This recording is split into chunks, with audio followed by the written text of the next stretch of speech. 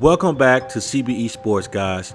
Today we're talking about Jaylen Brown and Gilbert Arenas calling out the NBA for their 65 games regular season rule, which is a rule that's placed on players to be eligible to win and receive regular season awards like first team, second team, MVP, sixth man, and etc. Now, the rules was first put into place to really put a leash on teams that does the load management tactics for their superstar players. And these awards are important to players because it helps them negotiate for more money. Some players might even have a clause in their contract if they was to get a regular season award, they can get bonus money. Now, Jaylen Brown is going to point out that the goalpost is now being moved in discussions to get rid of the rules for certain players. In the NBA, in order for you to meet regular season awards, the criteria, you have to play in at least 65 out of the 82 games, which is like,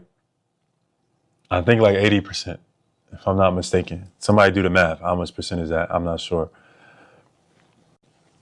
And it's funny because people, once again, they moved the bar because at first, when this was around, when it first became a 65 game rule, everybody was in support of it. Because at the time, people was talking about guys who were, what do they call it? Load managing. And there was a lot of complaints around load managing. There was a lot of cranks around, guys not playing, superstars not playing. And now they moved the criteria to 65. And now it's like, it seems like the popular opinion is that now it's time to get rid of the 65. I was never a fan of the 65 game, for the record. I always thought it should be like 62. Like 65 seemed a bit, just a tad bit high. 62 was like, I thought 62 was solid. But I'm really not mad at 65. Like, I just thought the contrary was that in the past, guys would be playing 40 or 50 games and then be up for all NBA teams. And they play half the season their numbers would be better because they only play half the games versus somebody who plays 70, 68, 72 games. So that's a big difference. So because of that is why I feel like it was needed. Because you can't have dudes playing 45, 50 games and winning first team all NBA. Like, you basically came to work half the time and then got rewarded for it. So that's my thoughts on it. Chat, I don't know what y'all thoughts is.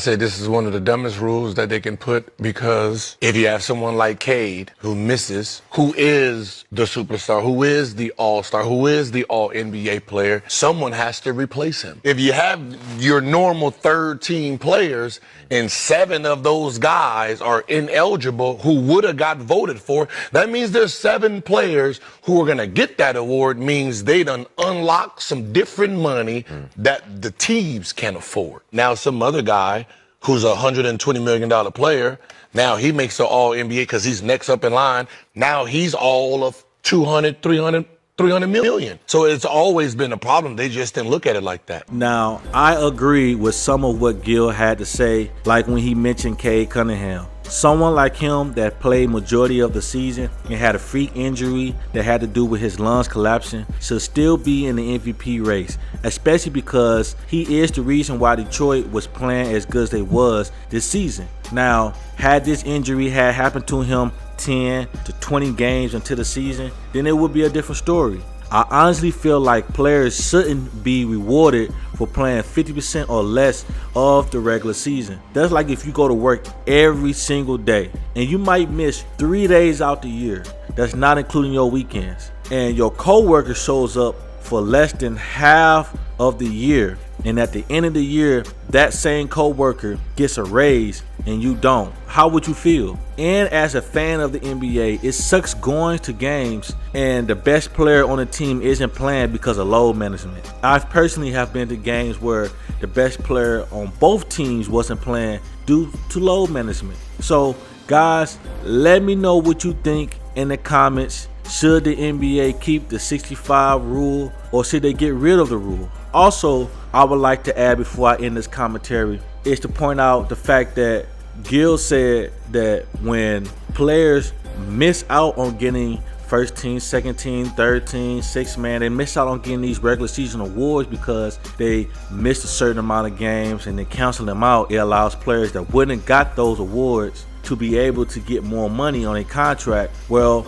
that's not their fault that somebody else didn't play the required minimum amount of games to receive those rewards. If you had an injury that kept you from doing that, it sucks, but it happens. I know it kind of sounds contradictory to what I said about Cade Cunningham, but on one side, we can't award players to not play or to only play half the season and try to save themselves for playoffs. We know that NBA players care more about the playoffs than they do the regular season, especially seasoned players.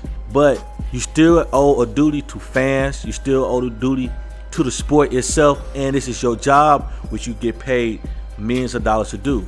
Again, guys, let me know what you think in the comments. I really read the comments, so I'd like to know. You know I'm gonna ask you to like, hype, and subscribe. And until the next video, have a blessed day. Peace.